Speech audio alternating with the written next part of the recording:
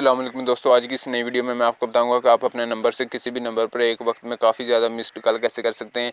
तो मुझे उम्मीद है ये वीडियो आपको अच्छी लगे। मज़ीद ऐसी अच्छी वीडियो के लिए मेरे चैनल ज़रूर सब्सक्राइब कीजिए और मेरे चैनल का विजिट ज़रूर कीजिए। चलिए दोस्तों, आज का टॉपिक शुरू करते हैं।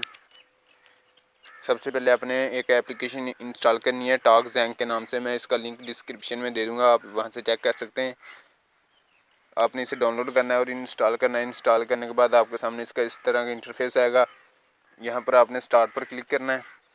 तो यहाँ पर आपने वो नंबर लिखना है जिस पर आप मिस्ड कॉल करना चाहते हैं।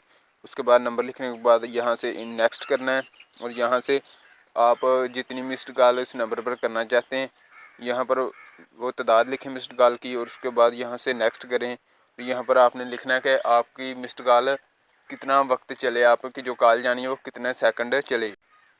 आप स्टार्ट बटन पर क्लिक करेंगे तो उस नंबर पर मिस्ड कॉल जाना शुरू हो जाएंगी। मैं आपको करके दिखा देता हूँ।